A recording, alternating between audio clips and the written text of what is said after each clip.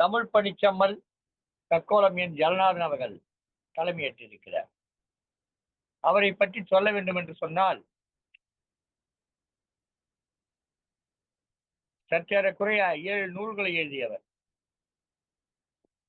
கவிஞர் சொர்தாவினுடைய அறிமுக உரையோடு இவருடைய முதல் நூல் வெளிவந்தது. தொடர்ந்து சங்கத்தமிழ் அருவி, பன்முக பார்வைகள், கண்ணாடி,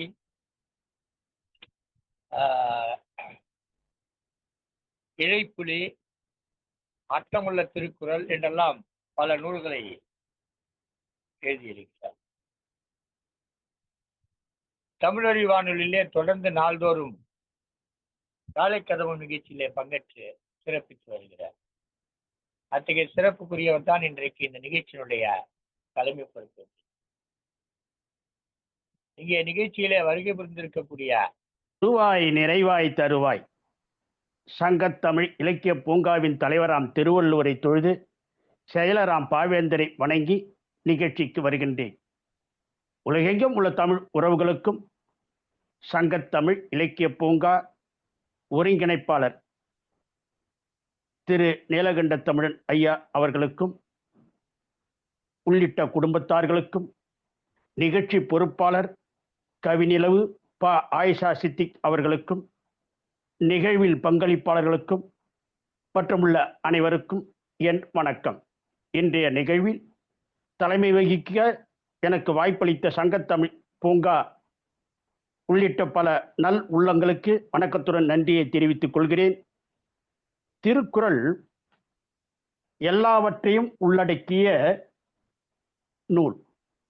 சுருங்க சொல்லும், விரிவாய் உணர்த்தும், வாழ்க்கையோடு பயணித்துக் கொண்டிருக்கும் நூல். ஒவ்வொரு மதத்திற்கும் புனித நூல் இருக்கிறது. மனிதத்துக்கு புனித நூல் திருக்குறள் என்றே குறிப்பிடலாம்.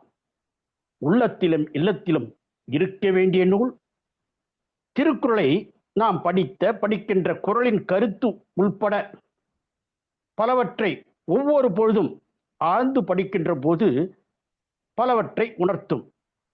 கருத்துக்களை இன்ன பிறவற்றை கூறுவது மட்டுமல்ல, திருக்குறள் கதைகள் பலவற்றையும் கூறும். அந்த வகையில் நமது சங்கத்தமிழ் இலக்கிய பூங்கா திருக்குறள் கதைகள் கூறும் அரங்கம் அமைத்து தொடர் நிகழ்ச்சியாக இன்று 49வது நிகழ்ச்சி நடைபெறுகிறது. திட்டமிடு செயல்படு எனும் தலைப்பில் திருக்குறளில் அதிகாரம் 52, திருக்குறள் எண் 517, இதனால் இவன் முடிக்கும் என்றாய்ந்து அதனை அவன்கண் விடல் என்ற திருக்குறளுக்கு கதை சொல்ல விழைகின்றேன். தமிழ்நாட்டின் முதலமைச்சராக காமராஜர் இருந்தபோது டெல்லியில் பிரதமர் நேருவை காமராஜர் சந்திக்கப் போகிறார். நேரு வழக்கமான உற்சாகம் இல்லாமல் மனதில் ஏதோ சிந்தனையில் கவலையோடு இருக்கிறார். பிரதமரை பார்த்து பல்வேறு தகவல்களை சொல்வதற்காக ஆர்வத்தோடு போன நமது காமராஜர் பெருந்தலைவர் காமராஜர் ஆங்கிலம் அருமையாக பேசுவார். காமராஜர் பேசும் பாணியிலே பேச முயற்சித்து இந்த நிகழ்வை கொண்டு செல்கின்றேன். என்னடா இவர் இப்படி உட்கார்ந்து இருக்கிறார், இவரிடம் எப்படி நமது தமிழ்நாட்டுக்குரிய கோரிக்கைகளை கேட்டு பெறுவதென்ன என்ற நிலையில் நமது காமராஜரை பிரதமரிடம், எப்போதுமே உற்சாகமாக இருப்பீர்கள், இன்றைக்கு என்னாச்சுன்ன? நேருவோ சோர்வாக நம்ம முப்படை தளபதி திம்மையாவுக்கும் இராணுவ மந்திரி கிருஷ்ணமேனனுக்கும் எப்போதும் தகராறா இருக்கு காமராஜ். அப்படியா அண்ணே? ஆமாம் காமராஜ், திம்மையா கோப்புகளை மந்திரிக்கு அனுப்ப முடியாது என்கிறார். கிருஷ்ணமேனனும் திம்மையா தளபதியாக இருக்கிறவரை தான் மந்திரியாக இருக்க முடியாது என்றார். இராணுவ விஷயமாக இருப்பதால் எனக்கு ரொம்ப கவலையா இருக்குது. இந்த சிக்கலை எப்படி தீர்க்கிறதுன்னு எனக்கு புரியல. இந்த 2 பேர்ல யாரை வச்சுக்கணும், யாரை நீக்கணும் நினைக்கிறீங்கன்னு? கிருஷ்ணமேனன் மூத்த அரசியல்வாதி, எனக்கு ஆசிரியராக இருந்தவர். அவரை விட முடியாது. திம்மையாவைத்தான் ஏதாவது சொல்ல வந்ததை முடிக்க முடியாமல் நேரு தவித்தார்.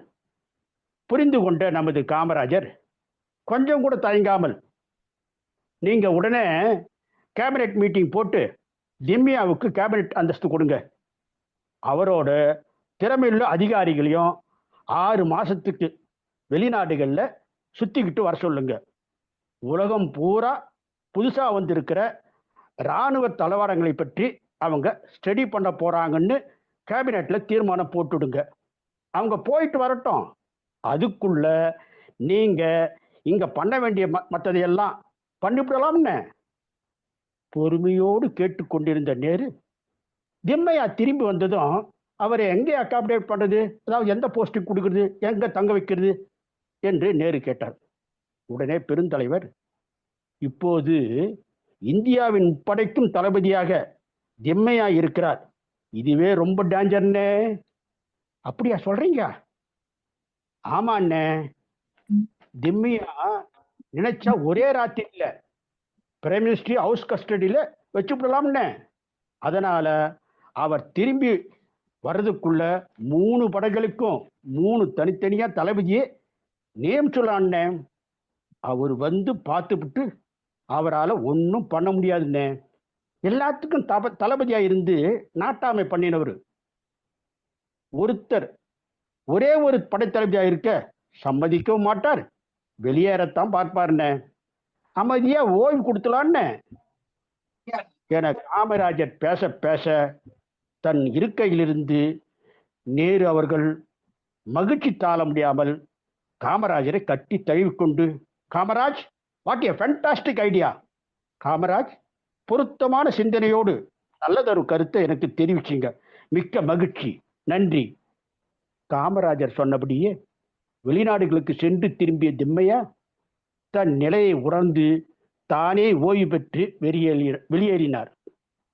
அரசியல் சதுரங்கத்தில் இச்செயலை இன்ன காரணத்தால் இவன் செய்து முடிக்க வல்லவன் என்பதை ஆராய்ந்து அத்தொழிலை அவனிடமே விட்டு விடுதல் என்பதை ஆய்ந்து அறிந்து உணர்ந்து காய்களை நகர்த்தி களம் கண்ட பெருந்தலைவர் திருக்குறள் அதிகாரம் 52, திருக்குறள் எண் 517, இதனால் இவன் முடிக்கும் என்றாய்ந்து அதனை அவன் கண் விடல்.